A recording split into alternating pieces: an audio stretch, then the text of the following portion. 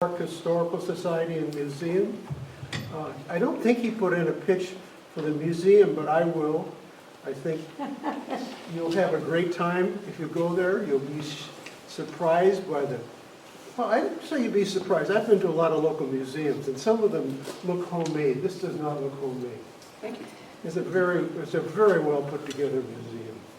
So anyway, he's come back to talk to us to continue the history of our racial integration efforts in Oak Park and to answer any and all questions. Thanks, Frank. It's my pleasure. Thank you for the, I don't mind homemade things. They're I think we roll up our sleeves and do some things in a homemade fashion, but I do appreciate we always strive to professional standards too. So I think we're your local history museum. So those of you who haven't made it over to Lake and Lombard, come by some Wednesday, Thursday, Friday, Saturday afternoon, or kind of the regular hours. Any other time, there's people in the building. Yes? And if you have something, before you throw it out, think about whether it belongs in the museum. Thank you. Right. Thank you. Everyone, I'm just not going to talk. Everyone just make pitches. Thank you so much for the kind words, and also Dale for your kind words. I think today, and first a quick show of hands. I'm seeing familiar faces, of course, from last week. Who didn't make it last week? No, did not. Just couldn't make it last week. Okay, great. So obviously I'm not going to go over all that history, but just to give a quick recap, and also it's been a busy week, I'm sure, for all of us. So last week with the PowerPoint show, what I was trying to do is sort of connect, and the original sort of advertisement was 1900 to like almost the present, right? Like how this is a long journey, a long road that we're still on.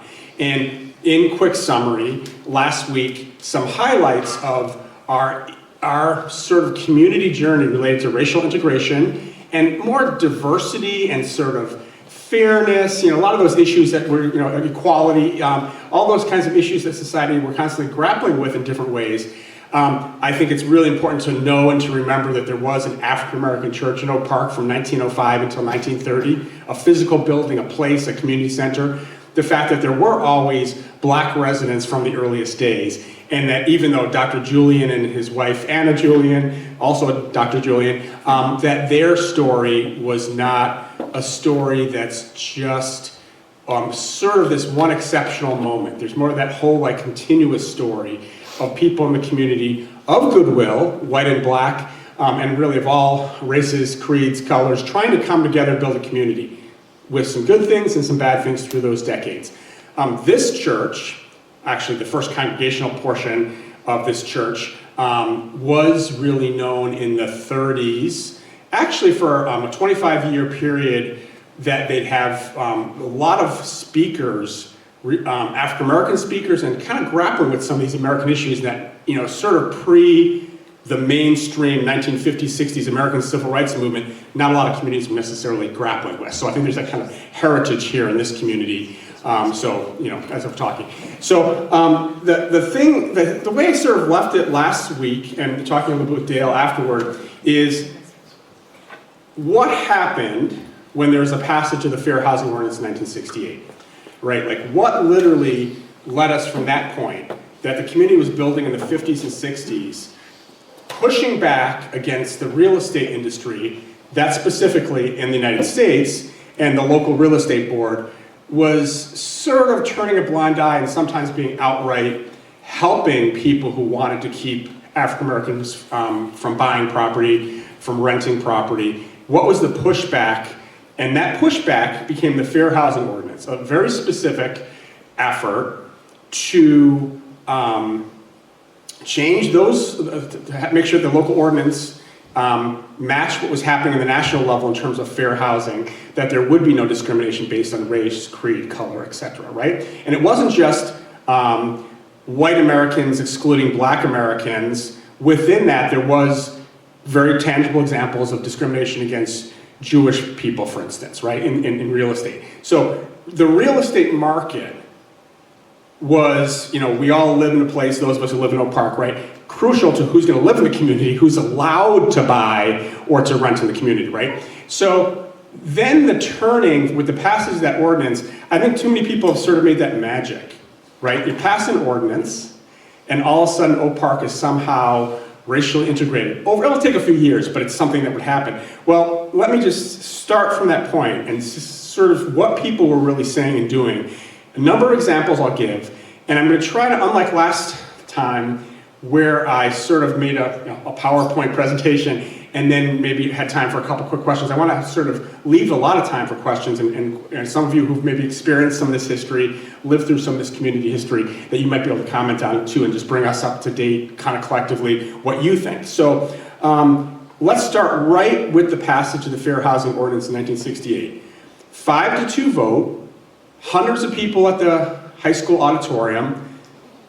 There was police in the crowd, some people had to be removed, people aggressively pushing back against this, and of course some people aggressively supporting it. And by a 5-2 vote, the village trustees supported the passage of the Fair Housing Ordinance. At that moment, people who, and I showed a slide last time, forced housing, sometimes a portion of the real estate community, and also just a bunch of individual residents had been circulating petitions saying the village board should not do this. We should have a popular referendum on this issue. And they were saying that they had gathered about 10,000 signatures in Oak Park that had close to 60,000 people. So, 1 in 6 people, according to the organizers, we want this referendum. So what's the first pushback is this village board saying, we were elected for a purpose. We're just going to vote on this. It's not a question of popular referendum in this case. This is sort of a decision that has to be made, and we've made that decision. One of the trustees who voted for the Fair Housing Ordinance, I don't know if anybody knew Rupert Wenzel. Oh, yeah. He was a prominent scientist at Field Museum, an entomologist, PhD, kind of world-renowned in his specialty field, bug science, right? Entomology. And he actually was asked later, a little bit later on in his life, and he said this happened more than once. People would come up to him and say, how did you know it would work? The idea of like a fair housing ordinance and changing Oak Park from a 99.9% white community to a community that would grow to be more than 20% black over time. And also the growth, I think people often couch the terms of question, becoming more welcome and more diverse, not just specifically white and black, but sort of the issue of racial integration, a community that's very diverse and various by various measures. And he said, we didn't know it would work. We didn't know what we were doing. There wasn't really a template for it per se. And he often would say a version of, we kind of knew what would happen if we didn't try some things and do some things. People are often, and we're hearing this a lot today, right? Like anti-government, let the private sector do its thing. And the private sector had encouraged and actually made discrimination sort of part of the system, whether it's redlining by banks and financial institutions, whether, as I showed you last time, the form when you went to sell real estate that said you should or should not show this property to persons of all races. The Board of Realtors developed a form that you could check and say, you should not show this property to persons of all races. What could be more specific than that, right? So that was the sort of the private sector. Again, not that every realtor, every person who was in the community was 100% racist in every way, but that was what the private sector's answer was. Sometimes the answer was, don't force us to live where we don't want to live, or don't force them to live with us. That's freedom of a sort. Or the answer sometimes kind of pushback was, gosh, people will choose what's best for them. And of course, when you have 99.9% white community, some people might have said, we like it that way. So, so you get that sort of pushback. So what Wenzel and others on the board and out in the community said is, it's going to take a number of steps and different things to try and to see what works for this community. So if you remember, after the so-called Symphony incident, the village established a Human Relations Commission, later Community Relations Commission, that kept on meeting and trying to bring some of these issues up in terms of study in the community and public meetings and that kind of thing. Secondarily, the Citizens Committee for Human Rights kept on meeting. They were formed, again, in '64. They took out that full-page ad, the right of all people to live where they choose. Those folks were in the community and cared about keeping the community on this path toward trying to become a racially integrated community instead of a racially segregated community. So there's people doing, so the private sector we can't leave it to them, the sort of track record. The communities that tried to sort of freeze something in time, and there was examples running Oak Park's borders. Cicero in particular, just to the south of Oak Park, was actively not being supportive of racial integration, was actually opposed to it, would talk about our people just like to live with our people. It was very specific. So it was like, what's the Oak Park way forward then? And sometimes people started calling it the Oak Park experiment, and I think there was elements of experimentation, some of these policies and things I'm going to be talking about today. Sometimes it was called the Oak Park strategy. This was a master's project that grew into a book that kind of compared Oak Park and Austin, and what were the differences? Why did Austin have white flight and sort of resegregation from nearly 100% white to a large percentage black population in a relatively short period of time? And I'm going to start you the week after the Fair Housing Ordinance passed. Remember, it's 5-2, right? So it wasn't unanimous. And those of you, I'm sure many of you, most of you, know the Oak Park government and the system is we have a village manager form of government, council manager form of government, where the village board just hires the village manager, and then the village manager is supposed to hire the rest of the staff and oversee the rest of the staff, so that you keep the village board out of the day-to-day activities that the village manager has responsibility. So Harris Stevens, the Oak Park village manager, and I'm going to read from this, I'm going to circulate it, just sort of a little show and tell. I think this is really telling because we know as citizens, and obnoxious people will let them know it, that the employees of our village are sort of our employees, right? Like our tax dollars go toward our employees of the village government. And I say obnoxiously because some people will say, like, you work for me, or sort of want to do a power trip kind of thing. But the fact is, I think even though the village manager reports to the village board, and only to the village board, I think there's very much the sense that, of course, the village manager wants to keep the public happy. They're the citizens that are living in this community and the people who will be electing the village board, the next election cycle, etc. So here's his letter to the sort of guest column in the Oak Leaves, the week after, just 1 week after the Fair Housing Ordinance had passed.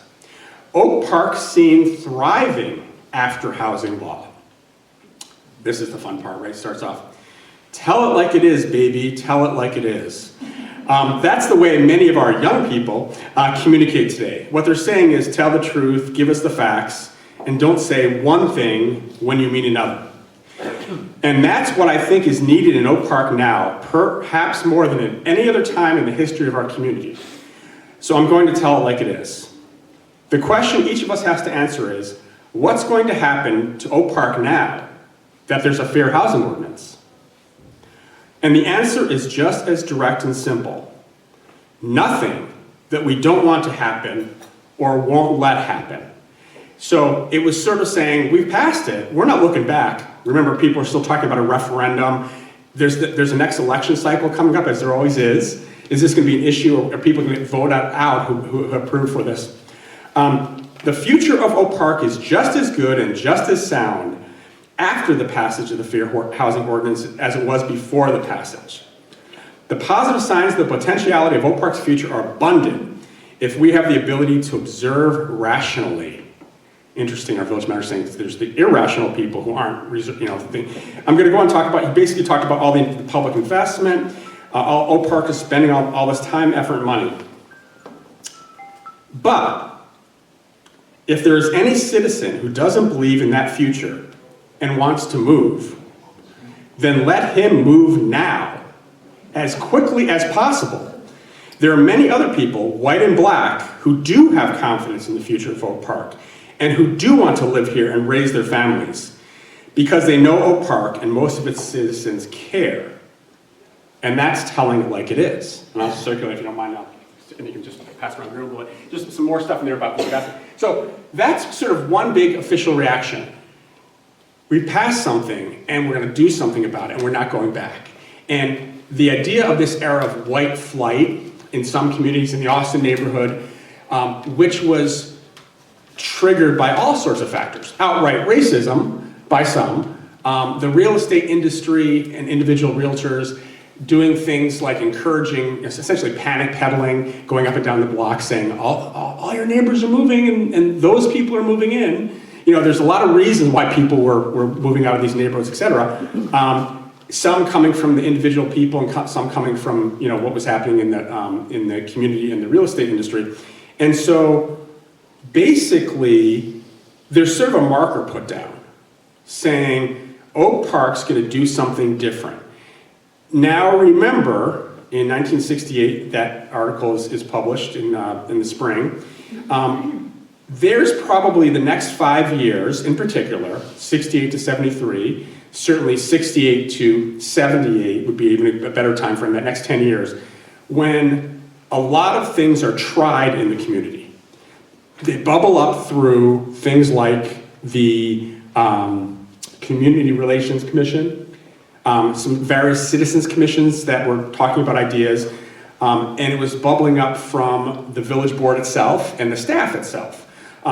This idea of the Community Relations Commission getting some paid staff members, as opposed to just being a Community Relations Commission, but having several people that were going to work on some of these issues.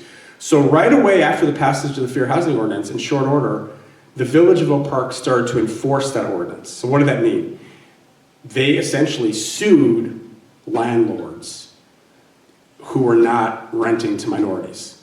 They essentially, working with the Citizens Committee for Human Rights, they started doing, really continuing racial testing of open houses, of having a young white couple and a young black couple both go to the same open house an hour apart and take notes about how they were treated in terms of, you know, welcoming or not welcoming. And very specifically, the question, and one of the things that Dale was saying, here's some sort of questions sometimes people ask even, is how did this happen without white flight? How much of it was self-interest from some of the residents? How much of it was really a decision that we want to build a racially integrated community? Like, what's the range of activities, right? And very specifically, I often say in history, and I said a version of this last week, things are usually like multiple factors. People want to like boil it down to just like one thing. Like, were the people of Oak Park racist or not racist before the Fair Housing Ordinance? And I'd say some were and some weren't, right? It's always a mixture of people. It ends up being what your policies are. So what happened is the people in the Citizens Committee for Human Rights, this grassroots group, was working with the Community Relations Commission and others in the community. So you'd have like the public and the private working together. So that's how they started saying, like, what are some specific strategies we could do? So some of these are jumping around a little bit in time, but we're talking about major areas of things that were being done. One major area that was talked about right away is what about the real estate practices could be changed more specifically. So the famous, some people say the banning of for sale signs. And people say, wow, that's so great that Oak Park banned the for sale signs. What was the motivation behind that? Again, just using Austin as an example, comparison of like Austin and Oak Park. Again, a lot of differences too, but one of the things about it was that those real estate agents who wanted to make money by getting a bunch of people to sell quickly and then reselling it to a bunch of other people in a short period of time, that kind of churning. If you have signs up and down the block that 6 houses from one night to the next are on the market, that leads to a sense of instability, that the neighborhood's changing in a way that's scary to people, right? So some people who maybe just were maybe more racist overall in their worldview are like, yeah, I'm getting out. I don't want to live next to black residents, right? Other people were like, again, trying to view that people are at different places, might have been not outright motivated to the same degree by racism, but were just kind of scared, like my whole neighborhood's changing. People are leaving. I don't know any of these newcomers. You know, my next door neighbor's in charge of the local women's club that I'm involved in, and she's leaving. You know, who's leaving? Who's staying? So that kind of instability. So they said, let's ban the for sale signs. Let's make it so realtors can't use that tool to kind of, get people to want to sell their property. And it was immediately challenged in court by Oak Park. But within those first couple years after 68, Oak Park started talking to other communities. And people often talk about like Shaker Heights, Ohio, or University Park in like the St. Louis areas. These different communities that were typically urban suburbs, sort of inner ring suburbs, like, right adjacent to a big city, that were sometimes had some similarities to Oak Park. So they're saying, how are we handling and working with issues related to racial change, related to, again, it was often put in terms of segregation versus integration. Later on, we start talking the word diversity more broadly. So immediately gets challenged by some real estate folks, and it goes and works its way through the courts. And it wasn't actually Oak Park's particular ordinance that ended up making it all the way to the Supreme Court, but it was sort of a group of towns were doing the same thing. I think it might have been Shaker Heights, Ohio, actually.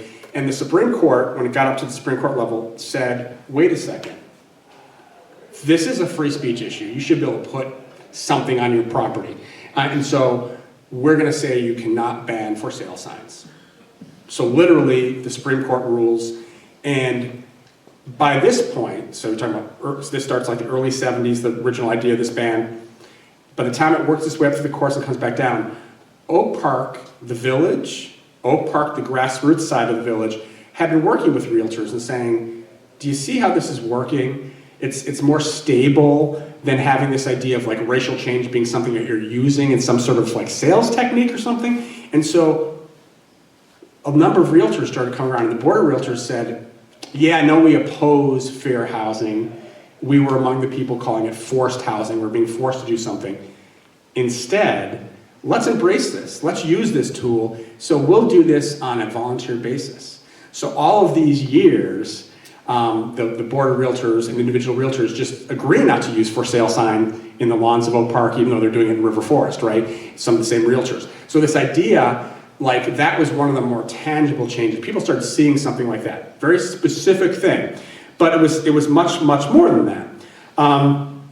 There was the creation that Citizens Committee for Human Rights, and those of you who were here last week know that Bob Downs, said, hey, I have a bunch of records from the Citizens Committee for Human Rights. I went by his place and picked up a box, some great stuff about that organization, and they sort of pivoted and ended up essentially being the force behind the housing center, which was founded right here in this church, in First Congregational Church, in '73. And the idea of the housing center was having a private organization with some public funding and some grant money and stuff, that Bobby Raymond was the first director and was working with others from the Citizens Committee of Human Rights. She and others have been doing some of this racial testing to make sure that landlords and realtors and homeowners were not discriminating on a basis of race. And they set up to say, Oak Park needs to be integrated all over. We don't want to have one area become a black neighborhood. Now remember, it's a 99.9% white community at the start. So even from the start, there's some people saying, well, what is it like? We shouldn't be trying to tell black people where to live exactly. But the whole idea was, the way that it's always been is that there's not an effort to like up front to get black and white people, and at that point it was more focused on white residents and black residents moving in. It grew to more aspects of diversity later, but this idea of like, let's encourage black and white people to live all over and not just to move into one block or one part of town. Part of that was sort of physically being next to Austin, as Austin had transitioned from largely supermajority white population to very high black population in a very short period of time. The thought was, what would be different than that is to actually encourage black and white residents to live all over, to not get recognizably, like that's a block that has a high percentage of black residents, and that's a block that's all white, right? Now, again, even from the start, some individual people were saying, wait a second, you're guiding where people live in a way, isn't that just what the old system did by keeping out black residents and letting only white residents buy property for the most part? And it was like, well, we're making a choice here to be a countercultural force to what the private sector has always done. So that was so for sale signs, the housing center. They set up what was known as the equity assurance program. The idea of that you'd have a guarantee if you signed up for this program that your housing properties wouldn't drop below a certain level, because people are saying the property value is going to drop when there's racial integration. It's not happened. So they said, well, we'll set up a program. Let's see if people are afraid of that. In the first couple months, 99 people signed up. Only another 50 or so ever signed up, and never was a payment made because property values didn't drop in a way prescribed by the program that could be tied to racial change in some way. So programs like the for sale sign ban that became a voluntary thing, this guarantee of the against the dropping of real estate values, Oak Park's large apartment buildings we tend to think in shorthand of the 1920s courtyard buildings.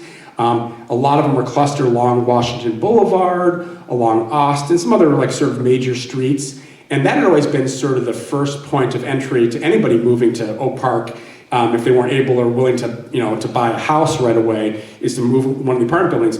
So the thought was, and there already had been some movement of black residents from Austin and other places into those apartment buildings, and they said, let's make sure there's not a lot of absentee landlordism. Let's make sure these properties continue to be maintained so that when there's a growth of black population in these buildings. So the village started taking a more active role through a newly created thing in the late 60s called the Oak Park Residence Corporation. And they started to sort of make some grants available. They started to buy some properties. Often when a property was, needed a lot of work, and the concern was that we'd start to get individual large buildings that were deteriorated, and so there'd be a drain on the whole community. So there started to be this activism. So all these things together, just a few examples I've already given, it started to be like Oak Park was choosing to be a place of experimentation, a place of more civic activism on these issues. So it just wasn't like, oh, we passed one ordinance,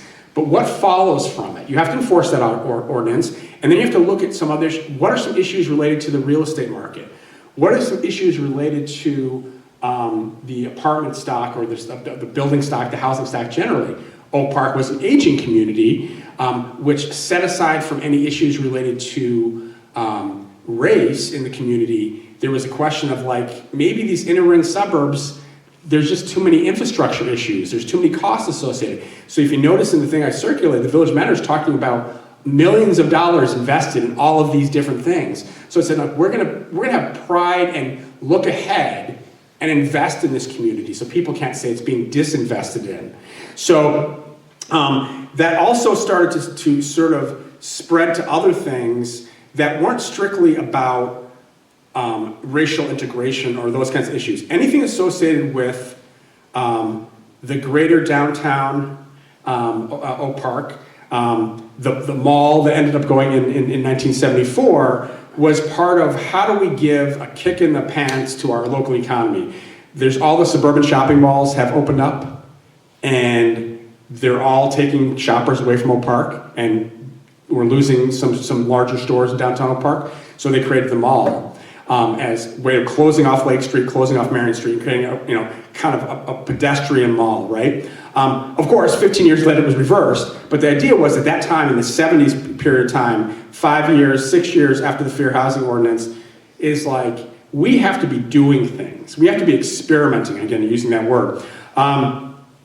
And I think it's interesting. I was talking with the Citizens Committee for Human Rights several times, and last week there were a number of people associated with that organization, just a bunch of individuals, who are actually, a lot of this, of building a more racially integrated Oak Park, was done out of goodwill and the belief that that racial integration was a good thing, that segregation kept people apart, people should come together.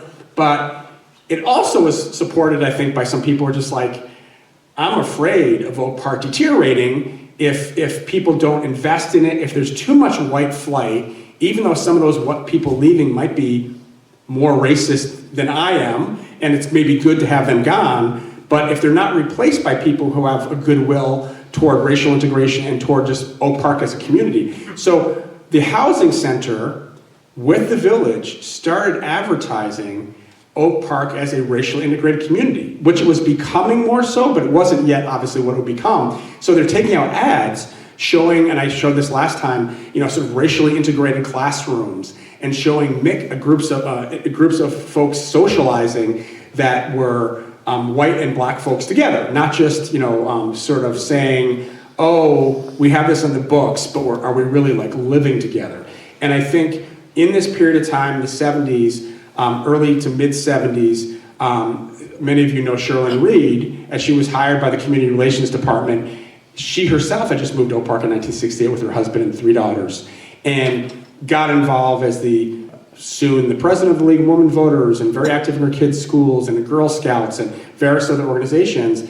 And she was one individual, and there were more around her, folks that had moved to the community that wanted a different Oak Park, that wanted to build a racially integrated community. And I know a number of people, maybe some of you, as the village manager says, people, he didn't say people of all races, he said, whites and blacks who are moving to this community. I think there got to be some of the newcomers started seeing the advertisement that Oak Park was specifically committed to racial integration. And so you start to attract more people that were seeking out the community in part for that reason. So I think this idea of one big change in some places was that there was a number of strategies to essentially, coming down from the village manager, leave if you don't want to build and be part of a racially integrated community. So some folks took him up on it, likely, right? And then other folks moving in said, we like this kind of, these strategies. We're trying to do something different here. We're trying to build this. It also extended the course very specifically to other major areas of investment in the community. So the aging 1905-ish Village Hall at Lake and Euclid, the plan to replace it in a little more southeast Oak Park, the Madison Lombard site was purchased to build a brand new Village Hall in contemporary architecture, and we're going to be an anchor in this community. We're going to be built a little more on the east side of Oak Park, as people are still wondering what the racial change would be related to Austin and then on to Oak Park.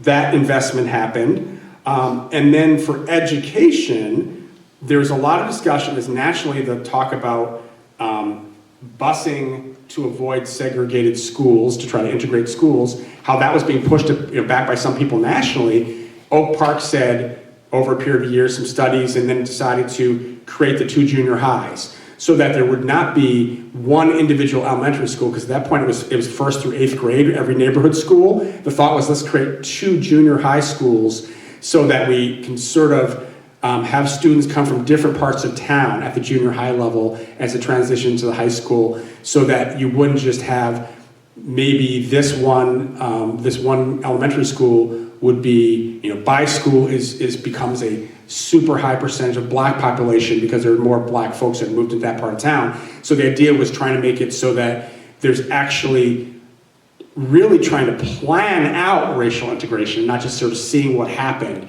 So you get these series of these sort of very specific steps related to housing, economic development, schools, and coming back to, and keep on coming back to, sort of statements that you try to back up. So in the early 70s, the village board started the tradition of the so-called diversity statement, that every time there's an election, the first order of business on the agenda is to say, we are a community committed to people of all, it's been added to and changed a little bit through the years, but basically just think diversity of humankind, all living together, all pulling together in a way that's positive for the community, right? So you're having a lot of stuff being thrown at the wall, as Rupert Wenzel was saying.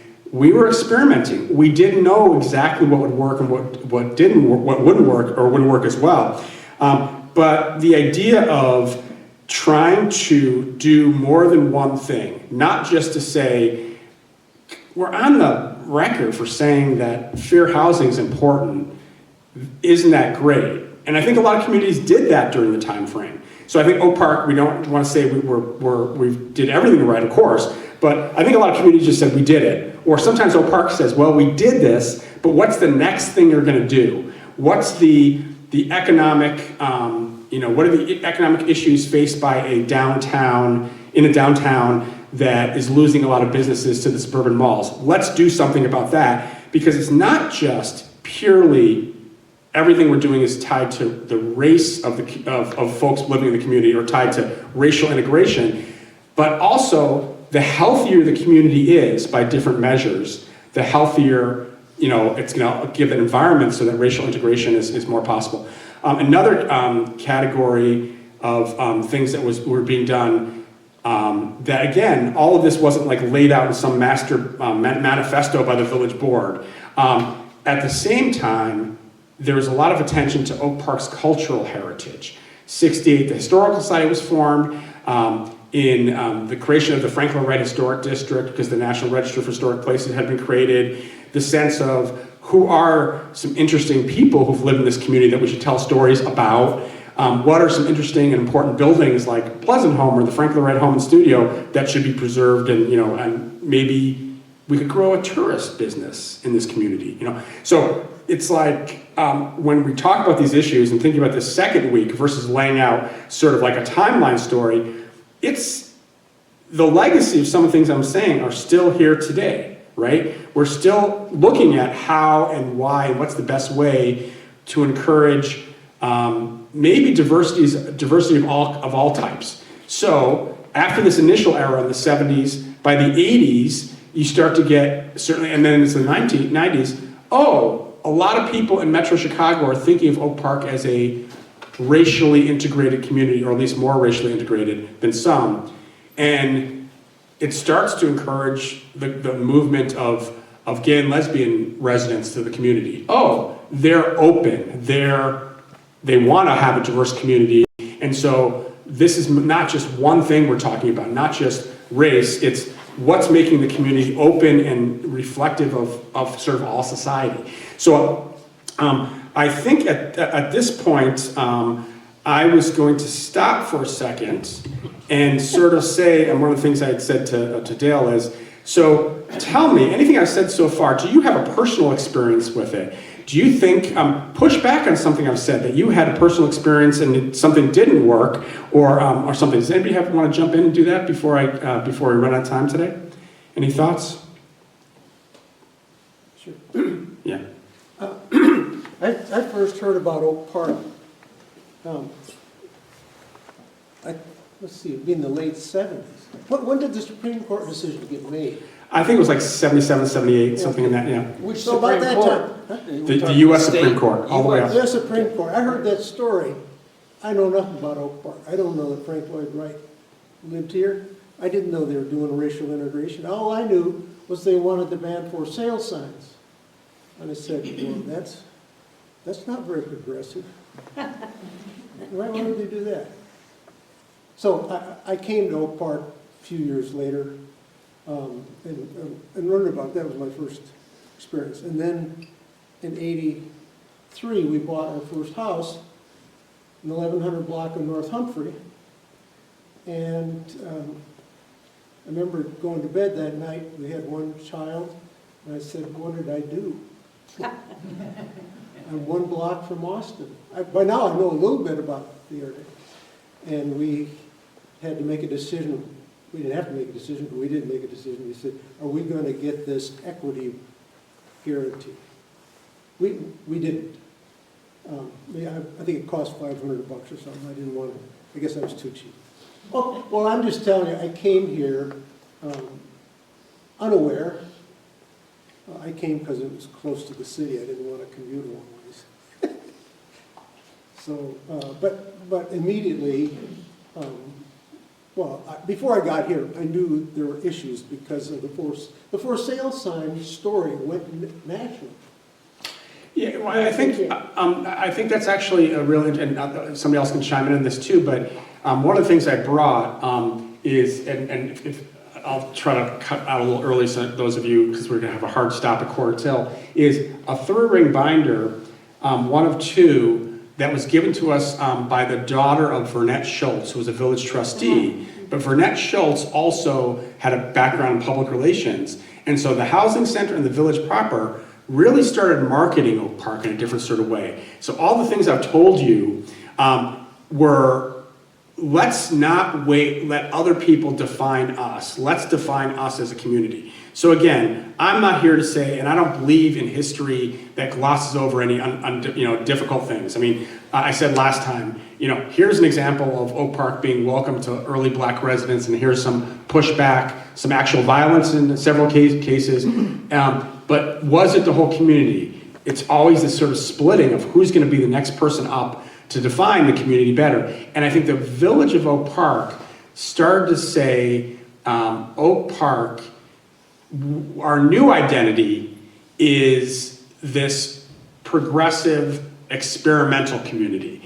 And yet, we want to include enough of the history and enough of the traditional good things about any community. Oh, we've always had good schools, we're proud of those good schools. Now they're racially integrated as there's more black residents moving in, but we're going to still fight to keep them good schools, right? So it's like, how do you blend that old and the new? I think there's a lot of effort to say, gosh, let's use the example of 1976, when Oak Park applies for and receives the All-America City Award, right? A big thing at the time. The 3 things they pick out, there's like projects you have to submit to say why your community deserves this award, competing with cities across the, municipalities across the country. And they chose the Frank Lloyd Wright Preservation Trust, well, it was the Frank Lloyd Wright Home and Studio Foundation, downtown Oak Park with the mall, economic development, cultural development, and progressive social values with the housing center. So this idea of the housing center and downtown Oak Park Mall and the home and studio are all examples of how this aging community with this great heritage wants to do something and be something different moving forward. And I think that's kind of the issue here, in all of these individual things I'm giving you, is how do you keep a community moving forward and keeping some of the things that maybe the majority of the community likes about it, even as some things are always changing. And I think that's really the sort of the road we're still on, that those that village board in 68, the village staff, the village managers the next week, and all of the volunteers and paid staff at Village Hall and from other organizations said, we're not just going to do one thing. We're going to have this kind of permeate out into the community. And I think that's kind of really the bigger Oak Park story, not just about racial integration, although that's at the heart of it. I think it's kind of community development and redevelopment. How do you actually bring it up to today? How do you keep on doing what you as a community think is right? And I think that's really an important thing. Yes?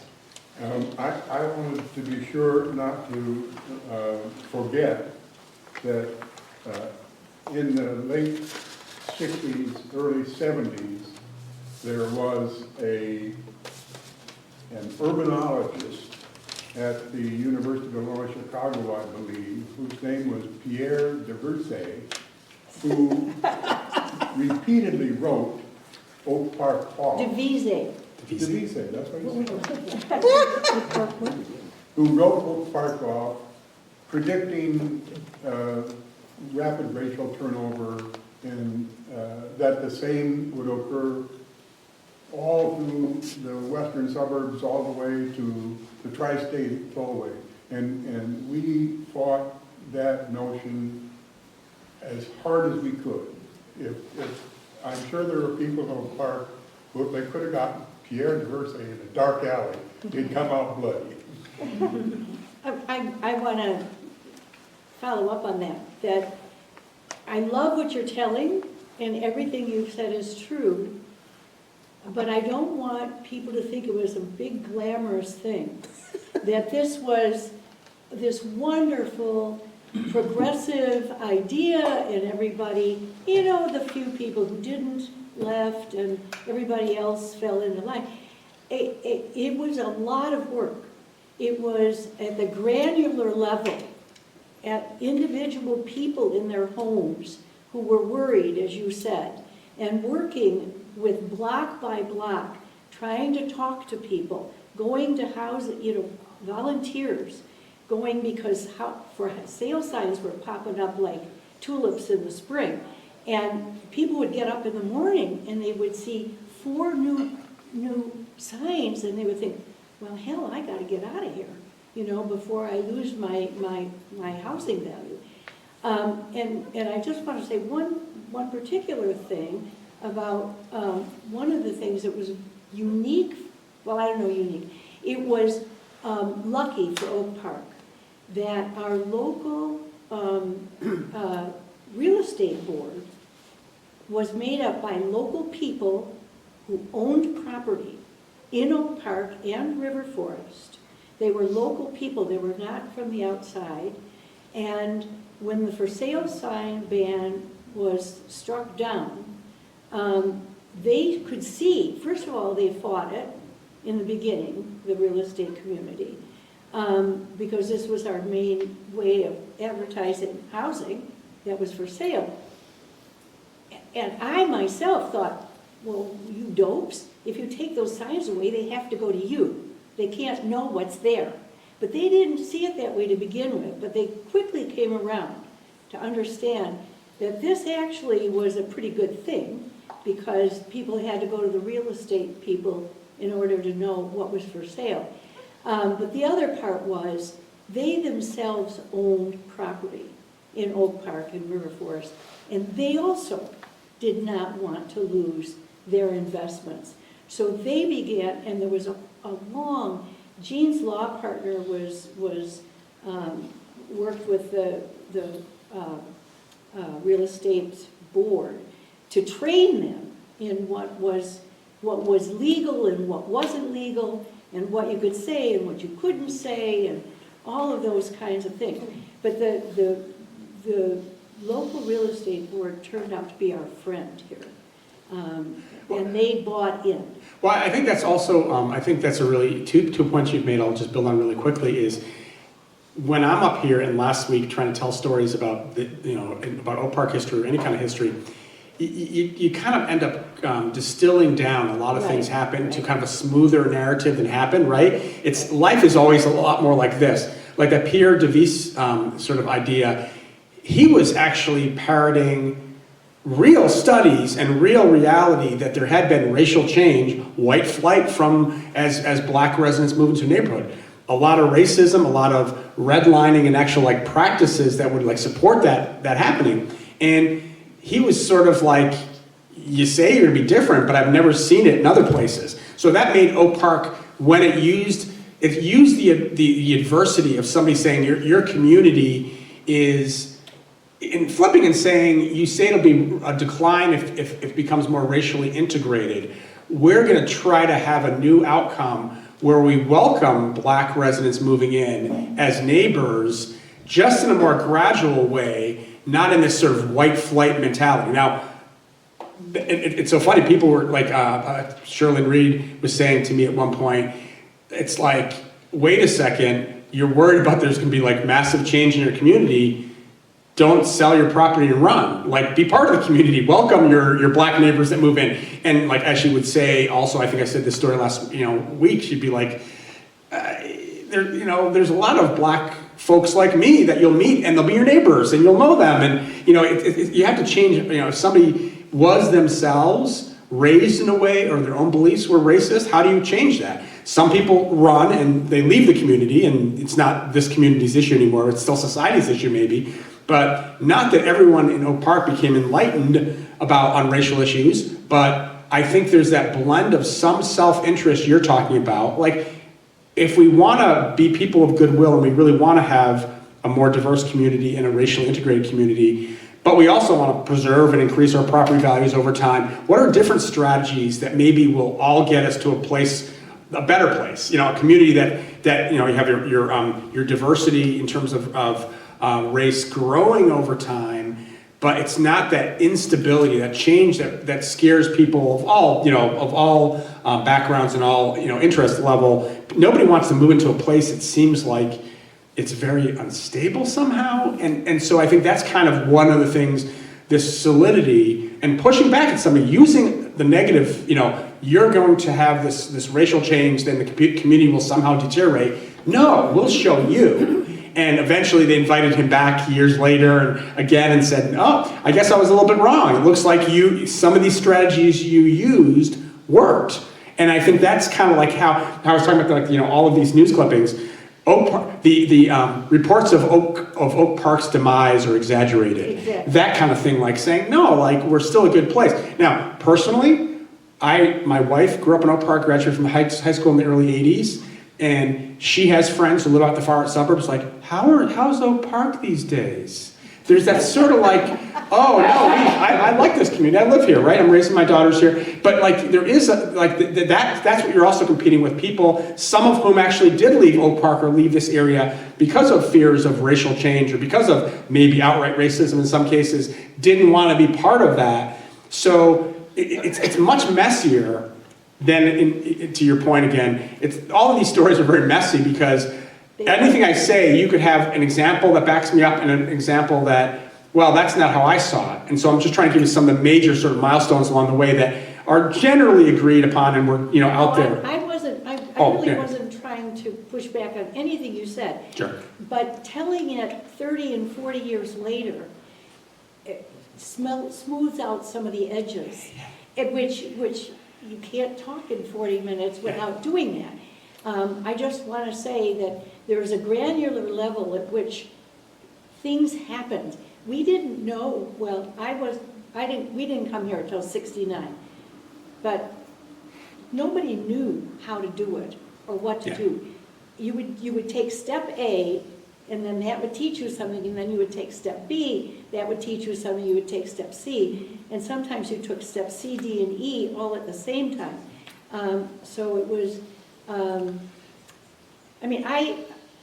the Devise thing, they were working with statistics, and they would tell you, you know, they would have it there on the cover of the Chicago magazine was one of his famous maps, and Oak Park was one of these that was going to turn all black, and you know, but they never talked about quality of life.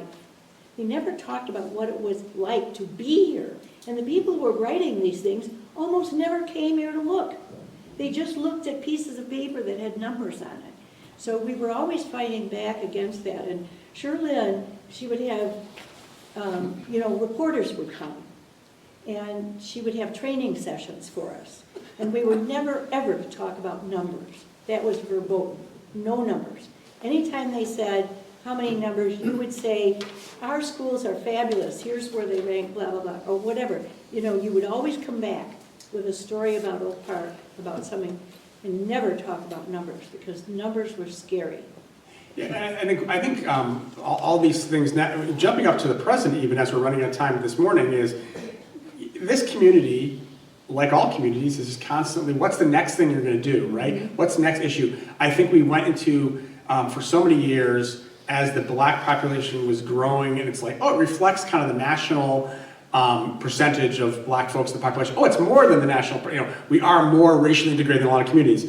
Okay, what about the growth of Hispanic population? Wait a second, now we've doubled the Hispanic population over 10 years, you know, as just our whole area, there's more Spanish speakers. There's always another thing, a change. But now we're looking and saying, oh, the black population has dropped a little bit in recent years. Like, what does that mean? What does it mean for economic diversity that the property values, which you think you want higher property values till your son or daughter wants to buy a place and you're like, oh, I guess they can't live in this community, it's just too expensive.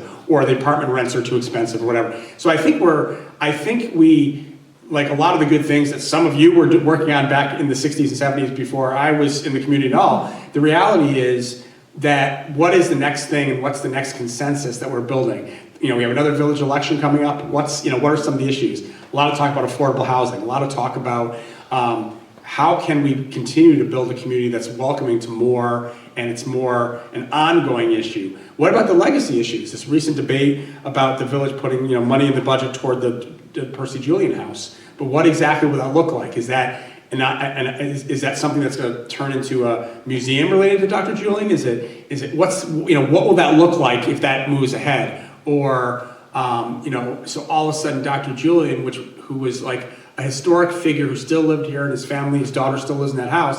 Now all of a sudden it's like, oh, almost the tourist realm. This recent Chicago Avenue, sort of landscaping project that the village is working on to sort of like theme Chicago Avenue from the house east to Austin as being like a Julian district. It's like, oh, what was current events becomes a history, or becomes something that's celebrated a different way. So I think that's the cycle that we're in this community. Is it's the next thing again. So some of these individual points in a brief amount of time I've thrown out there, it's to me comes full circle. Is after a lot of public debate, the community's elected officials made a choice that was mirroring some of the citizens who had banded together in the Citizens Committee for Human Rights. And they said, together, public and private, we're going to build a more racially welcoming and integrated community. And here's a lot of other issues associated with how this community will look better 5 and 10 years down the road, what we're going to invest in it. And now we're at 50 years later and 60 years later for some things I was talking about last week. What are we going to look like 5 years from now or 10 years from now? So I think it's kind of the wheel of history. You're never done with anything. There's always the next thing to do, and I think that's really what what we need to talk about now. So yeah, please. Well, it's just it is all very interesting. We moved here when we were graduate students in 1975 and bought the 2 flat that we're in on the southeast side of Oak Park. And that fall, right next door to us are the Miltons, and they, a black family, or it was in a mixed marriage. So they moved in June, we moved in September. In October, across the street, the white man was selling his house, and he told my husband he was so happy. He sold to a white teacher, school teacher. Well, she was married to a black man. Both of these families are still there. Now, across the street, the adults have died, but their daughter lives there with her families. At least now there's kids going to school and things like that. These Miltons and us, we don't have our own children. We do have our grandchildren going to school there, but our buildings still don't. And down 3 houses north of us was a family who apparently, the rumor is in the neighborhood, they called the village there in the fall of '75. We have our quota, and told them that. Well, they left. They did leave. And now to the north of them is a black family that's been there many years, and behind us are 2 black families, many years. There's a stability here in what's happened to a number of our houses on the street. It will be interesting, 20 years from now, there will be some change in all of these owners, right?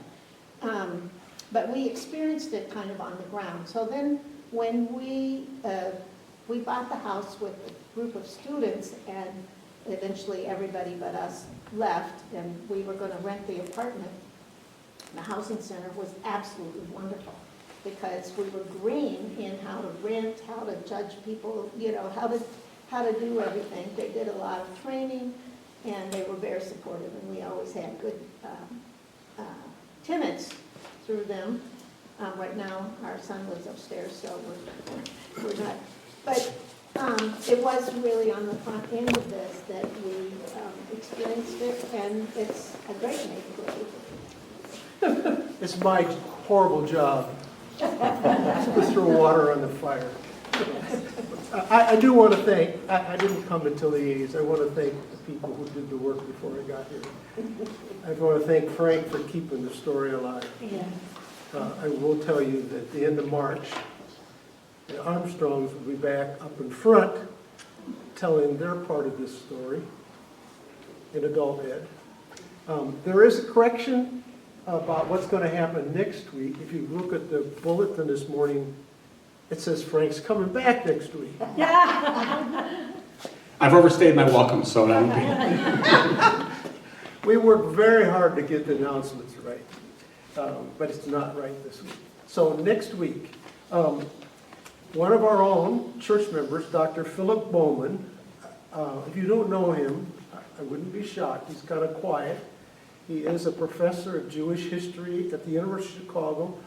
He does some really exotic stuff as far as I can figure out. This will not be a local story. This is a global story. He's a professor of Jewish history. He studies music globally, and he's interested in the impact of music on race and nationalism and colonialism next Sunday. Thank you, Frank. All right.